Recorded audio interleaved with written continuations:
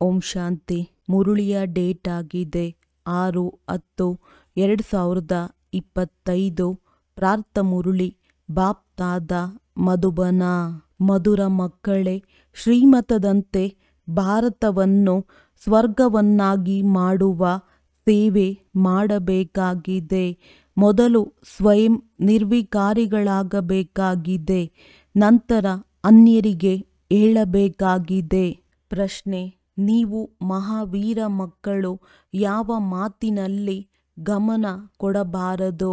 ಕೇವಲ ಯಾವ ಪರಿಶೀಲನೆ ಮಾಡಿಕೊಳ್ಳುತ್ತಾ ಸ್ವಯಂವನ್ನು ಸಂಭಾಲನೆ ಮಾಡಿಕೊಳ್ಳಬೇಕು? ಉತ್ತರ: ಒಂದು ವೇಳೆ ಯಾರಾದರೂ ಪವಿತ್ರರಾಗುವುದರಲ್ಲಿ ವಿಘ್ನ ಹಾಕುತ್ತಾರೆಂದರೆ ನೀವು ಪವಿತ್ರರಾಗುವುದರಲ್ಲಿ ವಿಘ್ನ ಹಾಕುತ್ತಾರೆಂದರೆ ನೀವು ಅದರ ಕಡೆ ಗಮನ ಕೊಡಬಾರದು. ಕೇವಲ ಈ ಪರಿಶೀಲನೆ ಮಾಡಿಕೊಳ್ಳಿ: ನಾನು ಮಹಾವೀರನಾಗಿದ್ದೇನೆಯೇ? ನನಗೆ ನಾನು ಮೋಸ ಮಾಡಿಕೊಳ್ಳುತ್ತಿಲ್ಲ ತಾನೆ? ಬೇಹದ್ದಿನ ವೈರಾಗ್ಯವಿದೆಯೇ? ನಾನು ನನ್ನ ಸಮಾನ ಮಾಡಿಕೊಳ್ಳುತ್ತಿದ್ದೇನೆಯೇ? ನನ್ನಲ್ಲಿ ಕ್ರೋಧವಿಲ್ಲವೇ? ಅನ್ಯರಿಗೆ ಏನನ್ನು ಹೇಳುತ್ತೇನೆಯೋ ಅದನ್ನು ನಾನು ಮಾಡುತ್ತಿದ್ದೇನೆಯೇ? ಗೀತೆ ನಿಮ್ಮನ್ನು ಪಡೆದ ನಾನು. ಓಂ ಶಾಂತಿ. ಇದರಲ್ಲಿ ಹೇಳುವ ಮಾತಿಲ್ಲ, ತಿಳಿದುಕೊಳ್ಳುವ ಮಾತಾಗಿದೆ. ಮಧುರಾತಿ ಮಧುರ ಆತ್ಮಿಕ ಮಕ್ಕಳು ನಾವೇ ಪುನಃ ದೇವತೆಗಳಾಗುತ್ತಿದ್ದೇವೆ, ಸಂಪೂರ್ಣ ನಿರ್ವಿಕಾರಿಗಳಾಗುತ್ತಿದ್ದೇವೆಂದು ತಿಳಿದುಕೊಳ್ಳುತ್ತಿದ್ದೀರಿ. ಮಕ್ಕಳೇ, ಕಾಮವಿಕಾರವನ್ನು ಗೆಲ್ಲಿರಿ, ಅರ್ಥಾತ್ ಪವಿತ್ರರಾಗಿರಿ. ಮಕ್ಕಳು ಗೀತೆಯನ್ನು ಕೇಳಿದ್ದೀರಿ. ಈಗ ಪುನಃ ಮಕ್ಕಳಿಗೆ ಸ್ಮೃತಿ ಬಂದಿದೆ. ನಾವು ಬೇಹದ್ದಿನ ತಂದೆಯಿಂದ ಬೇಹದ್ದಿನ ಆಸ್ತಿಯನ್ನು ಪಡೆಯುತ್ತೇವೆ. ಇದನ್ನು ಯಾರೂ ಕಸಿದುಕೊಳ್ಳಲು ಸಾಧ್ಯವಿಲ್ಲ. ಅಲ್ಲಿ ಕಸಿದುಕೊಳ್ಳುವವರು ಯಾರೂ ಇರುವುದಿಲ್ಲ. ಅದಕ್ಕೆ ಅದ್ವೈತ್ಯ ರಾಜ್ಯವೆಂದು ಹೇಳಲಾಗುತ್ತದೆ. ನಂತರ ರಾವಣ ರಾಜ್ಯದಲ್ಲಿ ಬೇರೆಯವರದಾಗುತ್ತದೆ. ನೀವೀಗ ತಿಳಿದುಕೊಳ್ಳುತ್ತಿದ್ದೀರಿ. ಈ ರೀತಿ ತಿಳಿಸಿಕೊಡಬೇಕು. ನಾವು ಭಾರತವನ್ನು ಶ್ರೀಮತದಂತೆ ನಿರ್ವಿಕಾರಿಯನ್ನಾಗಿ ಮಾಡುತ್ತಿದ್ದೇವೆ. ಶ್ರೇಷ್ಠಾತಿ ಶ್ರೇಷ್ಠ ಭಗವಂತನೆಂದು ಎಲ್ಲರೂ ಹೇಳುತ್ತಾರೆ. ಅವರಿಗೆ ತಂದೆಯೆಂದು ಕರೆಯಲಾಗುವುದು. ಅಂದಾಗ ಇದನ್ನು ತಿಳಿಸಬೇಕು ಮತ್ತು ಬರೆಯಬೇಕು. ಯಾವ ಭಾರತವು ಸಂಪೂರ್ಣ ನಿರ್ವಿಕಾರಿ ಸ್ವರ್ಗವಾಗಿತ್ತೋ ಅದು ಈಗ ವಿಕಾರಿ ನರಕವಾಗಿ ಬಿಟ್ಟಿದೆ. ಪುನಃ ನಾವು ಶ್ರೀಮತದಂತೆ ಭಾರತವನ್ನು ಸ್ವರ್ಗವನ್ನಾಗಿ ಮಾಡುತ್ತಿದ್ದೇವೆ. ತಂದೆಯು ಏನನ್ನು ತಿಳಿಸುವರೋ ಅದನ್ನು ನೋಟ್ ಮಾಡಿಕೊಂಡು ಅದರ ಮೇಲೆ ವಿಚಾರ ಸಾಗರ ಮಂಥನ ಮಾಡಿ ಬರೆಯುವುದರಲ್ಲಿ ಸಹಯೋಗ ಕೊಡಬೇಕು. ಹೀಗೆ ಯಾವ ರೀತಿ ಬರೆಯಬೇಕು? ಅದರಿಂದ ಮನುಷ್ಯರಿಗೆ ಭಾರತವು ಅವಶ್ಯವಾಗಿ ಸ್ವರ್ಗವಾಗಿತ್ತೆಂದು ಅರ್ಥವಾಗಬೇಕು. ರಾವಣ ರಾಜ್ಯವೇ ಇರಲಿಲ್ಲ. ಮಕ್ಕಳಿಗೆ ಬುದ್ಧಿಯಲ್ಲಿದೆ. ನಾವು ಭಾರತವಾಸಿಗಳನ್ನು ತಂದೆಯು ನಿರ್ವಿಕಾರಿಗಳನ್ನಾಗಿ ಮಾಡುತ್ತಿದ್ದಾರೆ. ಮೊದಲು ತಮ್ಮನ್ನು ನೋಡಿಕೊಳ್ಳಿ. ನಾನು ನಿರ್ವಿಕಾರಿಯಾಗಿದ್ದೇನೆಯೇ? ಈಶ್ವರನಿಗೆ ಮೋಸ ಮಾಡುತ್ತಿಲ್ಲವೇ? ಈಶ್ವರನೇ ನಮ್ಮನ್ನು ನೋಡುತ್ತಾರೆಯೇ ಎನ್ನುವುದಲ್ಲ. ನಿಮ್ಮ ಬಾಯಿಂದ ಈ ಶಬ್ದವು ಬರಬಾರದು. ನಿಮಗೆ ತಿಳಿದಿದೆ, ಪವಿತ್ರರನ್ನಾಗಿ ಮಾಡುವಂತಹ ಪತಿತ ಪಾವನ ತಂದೆಯು ಒಬ್ಬರೇ ಆಗಿದ್ದಾರೆ.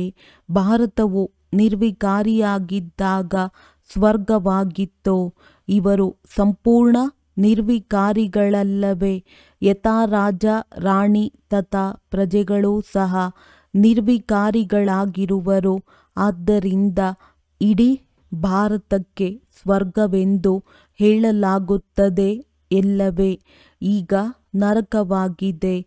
ಈ 84 ಜನ್ಮಗಳ ಏಣಿಯ ಚಿತ್ರವು ಬಹಳ ಚೆನ್ನಾಗಿದೆ. ಒಳ್ಳೆಯವರಿಗೆ ಇದನ್ನು ಕೊಡುಗೆಯಾಗಿ ಕೊಡಬಹುದು.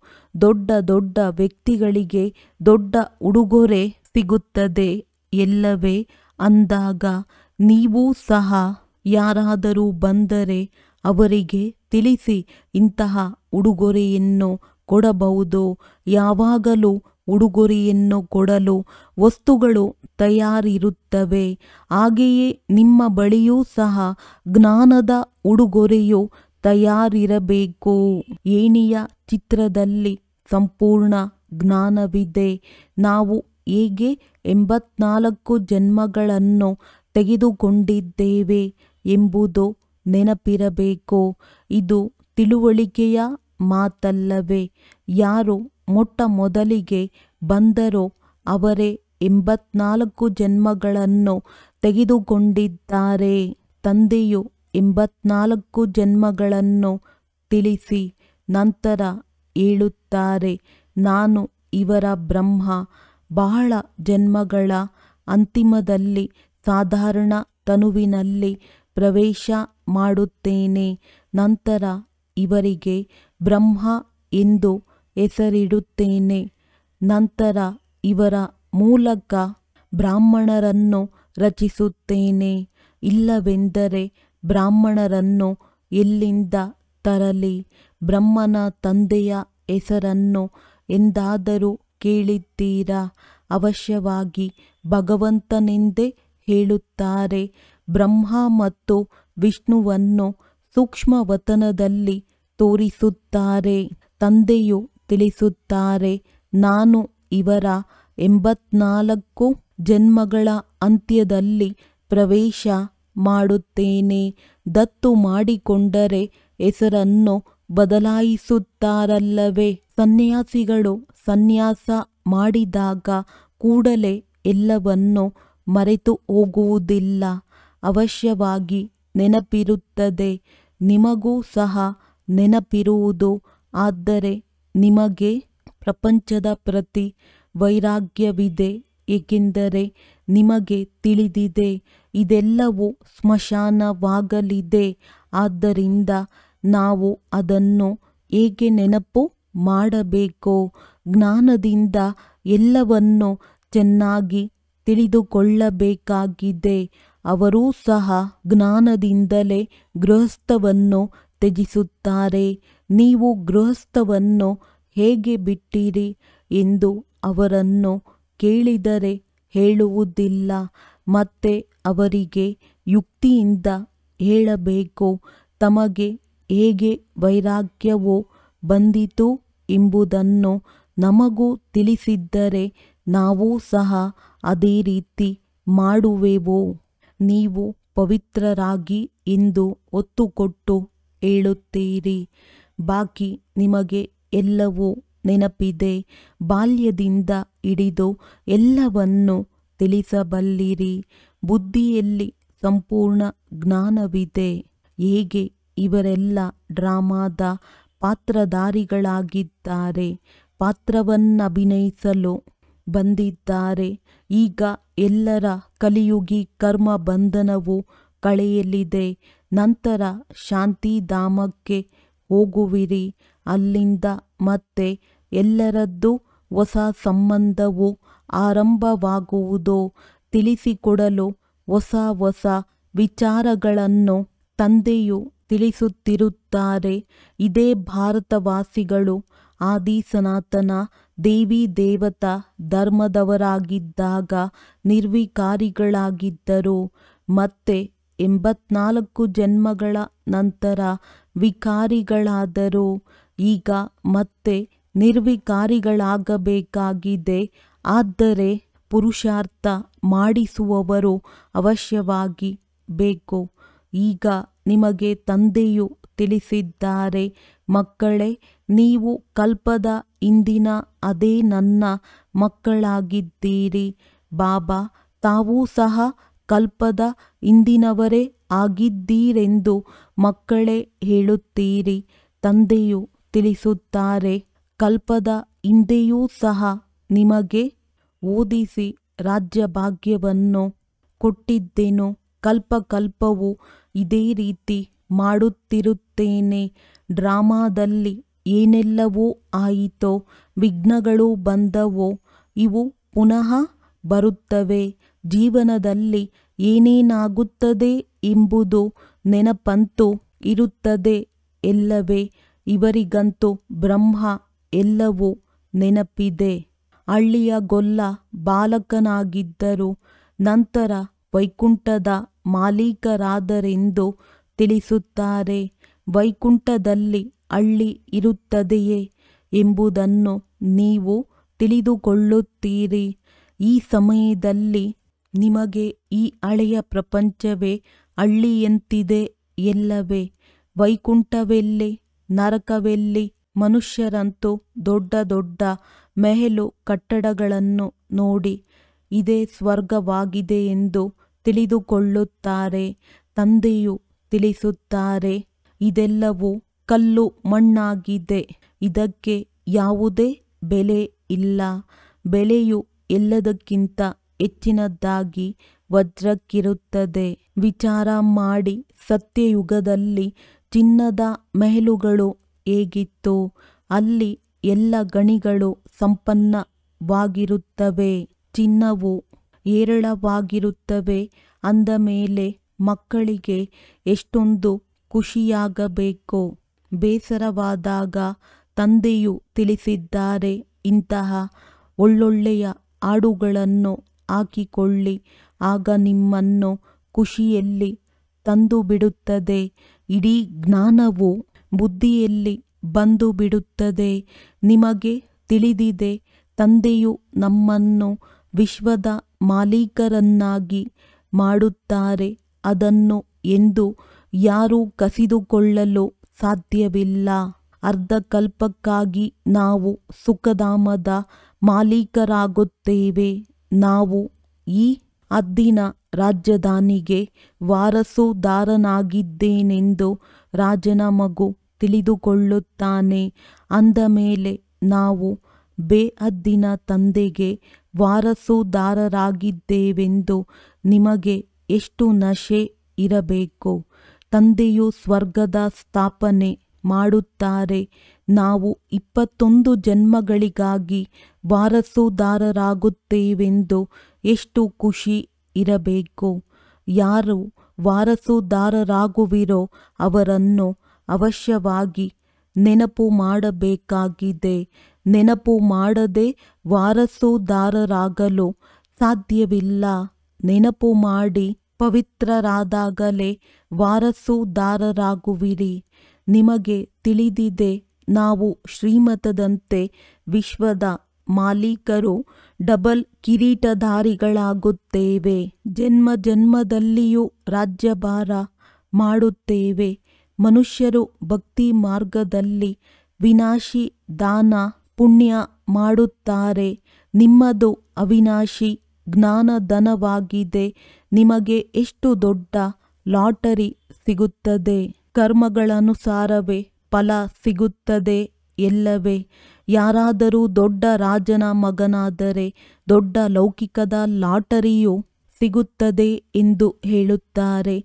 ಸಿಂಗಲ್ ಕಿರೀಟಧಾರಿಗಳು ಇಡೀ ವಿಶ್ವದ ಮಾಲೀಕರಾಗಲು ಸಾಧ್ಯವಿಲ್ಲ.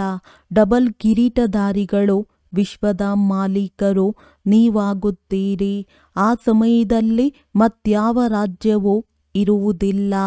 ನಂತರ ಅನ್ಯ ಧರ್ಮದವರು ಬರುತ್ತಾರೆ. ಅವರು ವೃದ್ಧಿಯನ್ನು ಪಡೆಯುವವರೆಗೆ ಮೊದಲಿನ ರಾಜರು ವಿಕಾರಿಗಳಾಗುವ ಕಾರಣ ಮತಭೇದದಲ್ಲಿ ಬಂದು ರಾಜ್ಯವನ್ನು ತುಂಡು ತುಂಡಾಗಿ ಮಾಡಿಬಿಡುತ್ತಾರೆ. ಮೊದಲು ಇಡೀ ವಿಶ್ವದಲ್ಲಿ ಒಂದೇ ರಾಜ್ಯವಿತ್ತು. ಇದು ಇಂದಿನ ಜನ್ಮದ ಕರ್ಮಗಳ ಫಲವೆಂದು ಸತ್ಯಯುಗದಲ್ಲಿ ಹೇಳುವುದಿಲ್ಲ. ಈಗ ತಂದೆಯು ನೀವು ಮಕ್ಕಳಿಗೆ ಶ್ರೇಷ್ಠ ಕರ್ಮವನ್ನು ಕಲಿಸುತ್ತಿದ್ದಾರೆ. ಯಾರು ಎಂತೆಂತಹ ಕರ್ಮ ಮಾಡುವರೋ ಅದಕ್ಕೆ ಪ್ರತಿಫಲವು ಅದೇ ರೀತಿ ಸಿಗುವುದು. ಆದ್ದರಿಂದ ಒಳ್ಳೆಯ ಕರ್ಮವನ್ನೇ ಮಾಡಬೇಕು. ಯಾವುದೇ ಕರ್ಮ ಮಾಡುತ್ತೀರಿ ಇದು ಎಂತಹ ಕರ್ಮವೆಂಬುದು ಅರ್ಥವಾಗದಿದ್ದರೆ ಅದಕ್ಕಾಗಿ ಶ್ರೀಮತ ತೆಗೆದುಕೊಳ್ಳಬೇಕಾಗಿದೆ. ಮತ್ತೆ ಮತ್ತೆ ಪತ್ರಿಕೆಯ ಮೂಲಕ ಕೇಳಬೇಕಾಗಿದೆ. ನಿಮಗೆ ತಿಳಿದಿದೆ ಪ್ರಧಾನಮಂತ್ರಿಗಳಿಗೆ ಎಷ್ಟು ಪತ್ರಗಳು ಬರಬಹುದು. ಆದರೆ ಅವರೊಬ್ಬರೇ ಅದನ್ನು ಓದುವುದಿಲ್ಲ. ಅವರ ಮುಂದೆ ಅನೇಕರು ಕಾರ್ಯದರ್ಶಿಗಳಿರುತ್ತಾರೆ.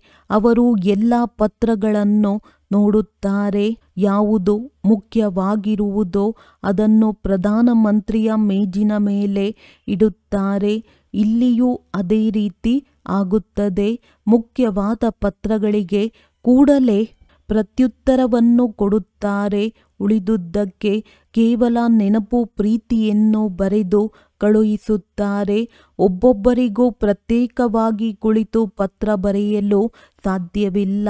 ಬಹಳ ಕಷ್ಟವಾಗುವುದು. ಮಕ್ಕಳಿಗೆ ಎಷ್ಟು ಖುಷಿಯಾಗುತ್ತದೆ, ಓಹೋ ಇದು ಬೇಹದ್ದಿನ ಪತ್ರವು ಬಂದಿದೆ ಎಂದು. ಶಿವತಂದೆಯು ಬ್ರಹ್ಮರವರ ಮೂಲಕ ಪ್ರತ್ಯುತ್ತರ ನೀಡುತ್ತಾರೆ. ಮಕ್ಕಳಿಗೆ ಬಹಳ ಖುಷಿಯಾಗುತ್ತದೆ. ಎಲ್ಲರಿಗಿಂತ ಹೆಚ್ಚಿನದಾಗಿ ಬಂಧನದಲ್ಲಿರುವವರು ಗದ್ಗದಿತರಾಗುತ್ತಾರೆ. ಓಹೋ ನಾವು ಬಂಧನದಲ್ಲಿದ್ದೇವೆ.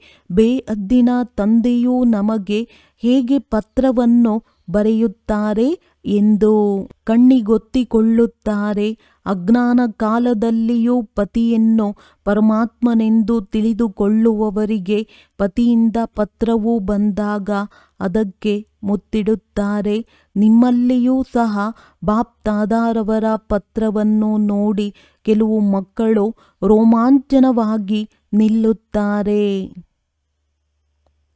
ಆನಂದ ಬಾಷ್ಪಗಳು ಬಂದು ಬಿಡುತ್ತವೆ. ಅದಕ್ಕೆ ಮುತ್ತಿಡುತ್ತಾರೆ. ಕಣ್ಣಿಗೊತ್ತಿಕೊಳ್ಳುತ್ತಾರೆ. ಬಹಳ ಪ್ರೀತಿಯಿಂದ ಪತ್ರವನ್ನು ಓದುತ್ತಾರೆ. ಬಂಧನದಲ್ಲಿರುವವರು ಕಡಿಮೆಯೇ. ಕೆಲವು ಮಕ್ಕಳು ಮೇಲೆ ಮಾಯೆಯು ಜಯ ಗಳಿಸುತ್ತದೆ. ಕೆಲವರು ತಿಳಿದುಕೊಳ್ಳುತ್ತಾರೆ, ನಾವಂತೂ ಅವಶ್ಯವಾಗಿ ಪವಿತ್ರರಾಗಬೇಕಾಗಿದೆ. ಭಾರತವು ನಿರ್ವಿಕಾರಿಯಾಗಿತ್ತಲ್ಲವೇ, ಈಗ ವಿಕಾರಿಯಾಗಿದೆ. ಯಾರು ಈಗ ನಿರ್ವಿಕಾರಿಗಳಾಗಬೇಕಾಗಿದೆಯೋ ಅವರೇ ಪುರುಷಾರ್ಥ ಮಾಡುತ್ತಾರೆ. ಕಲ್ಪದ ಇಂದಿನಂತೆ ನೀವು ಮಕ್ಕಳು ಬಹಳ ಸಹಜವಾಗಿ ತಿಳಿಸಬಹುದಾಗಿದೆ. ನಿಮ್ಮದ್ದು ಇದು ಯುಕ್ತಿಯಾಗಿದೆ. ಗೀತಾಯುಗವು ನಡೆಯುತ್ತಿದೆ. ಗೀತೆಗೆ ಪುರುಷೋತ್ತಮ ಯುಗವೆಂದು ಹೇಳಲಾಗುತ್ತದೆ. ಅಂದಾಗ ನೀವು ಈ ರೀತಿ ಬರೆಯಿರಿ, ಇದು ಗೀತೆಯ ಪುರುಷೋತ್ತಮ ಯುಗವಾಗಿದೆ. ಈಗ ಹಳೆಯ ಪ್ರಪಂಚವೂ ಬದಲಾಗಿ ಹೊಸದಾಗುತ್ತದೆ. ನಿಮ್ಮ ಬುದ್ಧಿಯಲ್ಲಿದೆ. ಬೇಹದ್ದಿನ ತಂದೆಯು ನಿಮಗೆ ಶಿಕ್ಷಕನು ಆಗಿದ್ದಾರೆ. ಅವರಿಂದ ನಾವು ರಾಜಯೋಗವನ್ನು ಕಲಿಯುತ್ತಿದ್ದೇವೆ. ಚೆನ್ನಾಗಿ ಓದಿದರೆ ಡಬಲ್ ಕಿರೀಟಧಾರಿಗಳಾಗುತ್ತೀರಿ. ಇದು ದೊಡ್ಡ ಶಾಲೆಯಾಗಿದೆ. ರಾಜಧಾನಿಯು ಸ್ಥಾಪನೆಯಾಗುತ್ತದೆ. ಪ್ರಜೆಗಳು ಅನೇಕ ಪ್ರಕಾರದವರು ತಯಾರಾಗುವರು. ರಾಜಧಾನಿಯು ವೃದ್ಧಿಯಾಗುತ್ತಾ ಇರುವುದು. ಕಡಿಮೆ ಜ್ಞಾನವನ್ನು ಪಡೆಯುವವರು ಕೊನೆಯಲ್ಲಿ ಬರುತ್ತಾರೆ. ಯಾರು ಎಂತಹ ಪುರುಷಾರ್ಥ ಮಾಡುವರೋ ಅವರು ಮೊದಲು ಬರುತ್ತಿರುತ್ತಾರೆ. ಇದೆಲ್ಲವೂ ಮಾಡಲ್ಪಟ್ಟ ಆಟವಾಗಿದೆ. ಈ ಡ್ರಾಮಾದ ಚಕ್ರವು ಪುನರಾವರ್ತನೆಯಾಗುತ್ತದೆ. ಎಲ್ಲವೇ ನೀವೀಗ ತಂದೆಯಿಂದ ಆಸ್ತಿಯನ್ನು ತೆಗೆದುಕೊಳ್ಳುತ್ತಿದ್ದೀರಿ. ತಂದೆಯು ತಿಳಿಸುತ್ತಾರೆ, ಪಾವನರಾಗಿ. ಇದರಲ್ಲಿ ಯಾರಾದರೂ ವಿಘ್ನ ಹಾಕಿದರೆ ಅದರ ಚಿಂತೆ ಮಾಡಬೇಡಿ. ನೀವು ಮಹಾವೀರರಾಗಿ ತಿನ್ನಲು ರೊಟ್ಟಿಯಂತೂ ಸಿಗುತ್ತದೆ. ಎಲ್ಲವೇ ಮಕ್ಕಳು ಪುರುಷಾರ್ಥ ಮಾಡಬೇಕು. ಆಗ ನೆನಪಿರುವುದು. ತಂದೆಯು ಭಕ್ತಿ ಮಾರ್ಗದ ಉದಾಹರಣೆಯನ್ನು ತಿಳಿಸುತ್ತಾರೆ. ಪೂಜೆಯ ಸಮಯದಲ್ಲಿ ಬುದ್ಧಿಯೋಗವು ಹೊರಗೆ ಹೋದರೆ ತಮ್ಮ ಕಿವಿಯನ್ನು ಹಿಡಿದುಕೊಳ್ಳುತ್ತಿದ್ದರು, ಪೆಟ್ಟನ್ನು ಕೊಟ್ಟುಕೊಳ್ಳುತ್ತಿದ್ದರು. ಈಗಂತೂ ಇದು ಜ್ಞಾನವಾಗಿದೆ. ಇದರಲ್ಲಿಯೂ ಮುಖ್ಯವಾದ ಮಾತು ನೆನಪಾಗಿದೆ. ನೆನಪು ಮರೆತು ಹೋದರೆ ತನಗೆ ತಾನು ಪೆಟ್ಟು ಕೊಟ್ಟುಕೊಳ್ಳಬೇಕು. ಮಾಯೆಯು ನನ್ನ ಮೇಲೆ ಏಕೆ ಜಯ ಗಳಿಸುತ್ತದೆ? ನಾನು ಅಷ್ಟು ಕಚ್ಚಾ ಆಗಿದ್ದೇನೆಯೇ? ನಾನಂತೂ ಇದರ ಮೇಲೆ ಜಯ ಗಳಿಸಬೇಕು. ಹೀಗೆ ತನ್ನನ್ನು ತಾನು ಚೆನ್ನಾಗಿ ಸಂಭಾಲನೆ ಮಾಡಿಕೊಳ್ಳಬೇಕಾಗಿದೆ. ತಮ್ಮೊಂದಿಗೆ ಕೇಳಿಕೊಳ್ಳಿ, ನಾನು ಇಷ್ಟು ಮಹಾವೀರನಾಗಿದ್ದೇನೆಯೇ? ಅನ್ಯರನ್ನು ಮಹಾವೀರರನ್ನಾಗಿ ಮಾಡುವ ಪುರುಷಾರ್ಥ ಮಾಡಬೇಕಾಗಿದೆ. ಎಷ್ಟು ಅನ್ಯರನ್ನು ತಮ್ಮ ಸಮಾನರನ್ನಾಗಿ ಮಾಡುವಿರೋ ಅಷ್ಟು ಶ್ರೇಷ್ಠ ಪದವಿ ಸಿಗುವುದು. ತಮ್ಮ ರಾಜ್ಯ ಭಾಗ್ಯವನ್ನು ತೆಗೆದುಕೊಳ್ಳಲು ರೇಸ್ ಮಾಡಬೇಕಾಗಿದೆ. ಒಂದು ವೇಳೆ ನಮ್ಮಲ್ಲಿಯೇ ಕ್ರೋಧವಿದ್ದರೆ ಕ್ರೋಧ ಮಾಡಬಾರದೆಂದು ಹೇಗೆ ಹೇಳುವುದು? ಇದು ಸತ್ಯತೆಯಾಗಲಿಲ್ಲ ಅಲ್ಲವೇ? ಅಂದಾಗ ನಾಚಿಕೆಯಾಗಬೇಕು. ಅನ್ಯರಿಗೆ ತಿಳಿಸಿ ಅವರು ಶ್ರೇಷ್ಠರಾಗಿ ನಾವು ಕನಿಷ್ಠರಾಗಿಯೇ ಉಳಿದು ಬಿಟ್ಟರೆ ಇದು ಪುರುಷಾರ್ಥವೇ? ಪಂಡಿತನ ಕಥೆಯಂತೆ ತಂದೆಯನ್ನು ನೆನಪು ಮಾಡುತ್ತಾ ನೀವು ಈ ವಿಷಯ ಸಾಗರದಿಂದ ಶಿರಸಾಗರಕ್ಕೆ ಹೊರಟು ಹೋಗುತ್ತೀರಿ. ಬಾಕಿ ಇವೆಲ್ಲ ಉದಾಹರಣೆಗಳನ್ನು ತಂದೆಯು ತಿಳಿಸುತ್ತಿದ್ದಾರೆ. ಪುನಃ ಭಕ್ತಿಯಲ್ಲಿ ಪುನರಾವರ್ತನೆ ಮಾಡುತ್ತಾರೆ.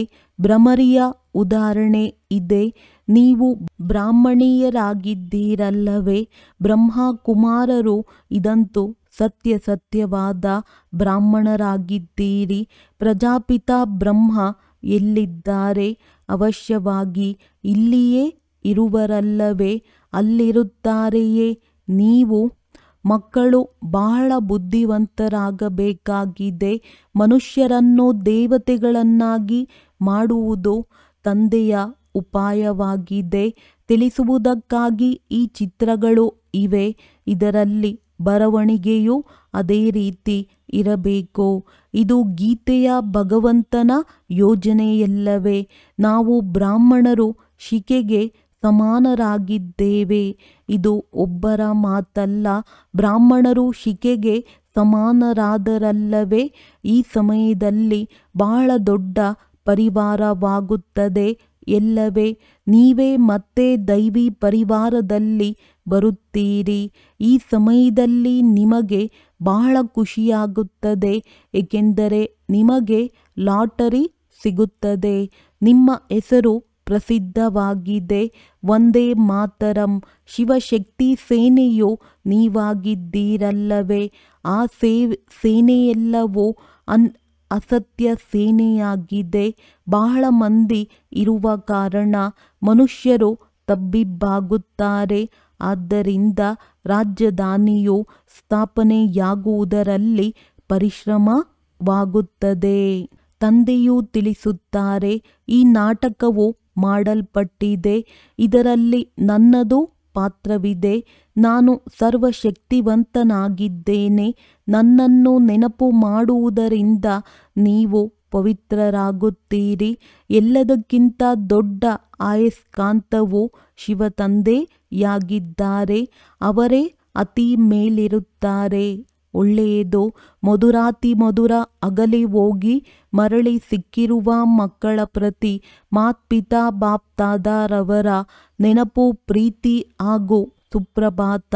ಆತ್ಮಿಕ ಮಕ್ಕಳಿಗೆ ಆತ್ಮಿಕ ತಂದೆಯ ನಮಸ್ತೆ. ಧಾರಣೆಗಾಗಿ ಮುಖ್ಯ ಸಾರ. ಸದಾ ಇದೇ ನಶೆ ಹಾಗೂ ಖುಷಿಯಲ್ಲಿರಬೇಕು. ನಾವು 21 ಜನ್ಮಗಳಿಗಾಗಿ ಬೇಹದ್ದಿನ ತಂದೆಗೆ ವಾರಸುದಾರರಾಗಿದ್ದೇವೆ. ಯಾರಿಗೆ ವಾರಸುದಾರರಾಗಿದ್ದೀರೋ ಅವರನ್ನು ನೆನಪು ಮಾಡಬೇಕು ಮತ್ತು ಅವಶ್ಯವಾಗಿ ಪವಿತ್ರರಾಗಬೇಕು. ತಂದೆಯು ಯಾವ ಶ್ರೇಷ್ಠ ಕರ್ಮವನ್ನು ಕಲಿಸುತ್ತಿದ್ದಾರೆ ಅದೇ ಕರ್ಮವನ್ನು ಮಾಡಬೇಕು.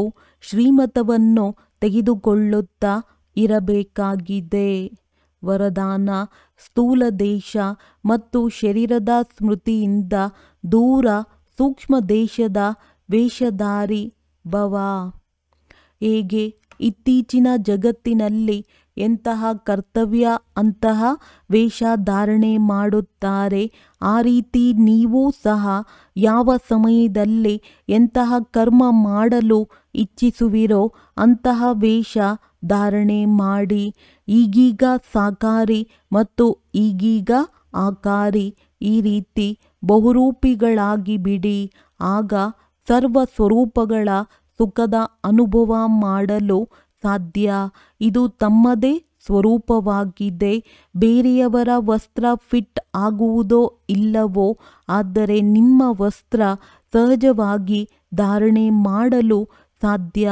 ಆದ್ದರಿಂದ ಈ ವರದಾನವನ್ನು ವ್ಯಾವಹಾರಿಕವಾಗಿ ಅಭ್ಯಾಸದಲ್ಲಿ ತನ್ನಿ. ಆಗ ಅವ್ಯಕ್ತ ಮಿಲನದ ವಿಚಿತ್ರ ಅನುಭವ ಮಾಡಲು ಸಾಧ್ಯ. ಸ್ಲೋಗನ್: ಎಲ್ಲರಿಗೂ ಆದರ ಮಾಡುವಂಥವರೇ ಆದರ್ಶ ಆಗಲು ಸಾಧ್ಯ. ಸನ್ಮಾನ ಕೊಡಿ, ಆಗ ಸನ್ಮಾನ ಸಿಗುವುದು. ಅವ್ಯಕ್ತ ಸೂಚನೆ: ಸ್ವಯಂನ ಮತ್ತು ಸರ್ವರ ಪ್ರತಿ ಮನಸ್ಸ ಮೂಲಕ ಯೋಗದ ಶಕ್ತಿಗಳ ಪ್ರಯೋಗ ಮಾಡಿ. ಹೇಗೆ ತಮ್ಮ ಸ್ಥೂಲ ಕಾರ್ಯದ ಕಾರ್ಯಕ್ರಮವನ್ನು ದಿನಚರಿಯ ಪ್ರಮಾಣ ಸೆಟ್ ಮಾಡುತ್ತೀರಿ, ಇಂತಹ ತಮ್ಮ ಮನಸ್ಸ ಸಮರ್ಥ ಸ್ಥಿತಿಯ ಕಾರ್ಯಕ್ರಮ ಸೆಟ್ ಮಾಡಿದಾಗ ಎಂದೂ ಅಪ್ಸೆಟ್ ಆಗುವುದಿಲ್ಲ. ಎಷ್ಟು ತಮ್ಮ ಮನಸ್ಸನ್ನು ಸಮರ್ಥ ಸಂಕಲ್ಪಗಳಲ್ಲಿ ಬ್ಯುಸಿಯಾಗಿಟ್ಟುಕೊಳ್ಳುತ್ತೀರೆಂದಾಗ ಮನಸ್ಸಿಗೆ ಅಪ್ಸೆಟ್ ಆಗುವ ಸಮಯವೇ ಸಿಗುವುದಿಲ್ಲ. ಮನಸ್ಸು ಸದಾ ಸೆಟ್ ಅರ್ಥಾತ್ ಏಕಾಗ್ರವಾಗಿದ್ದರೆ ಸ್ವತಃ ಒಳ್ಳೆಯ ವೈಬ್ರೇಷನ್ ಹರಡಿಸುತ್ತಾರೆ. ಸೇವೆಯಾಗುತ್ತದೆ. ಒಳ್ಳೆಯದು. ಓಂ ಶಾಂತಿ.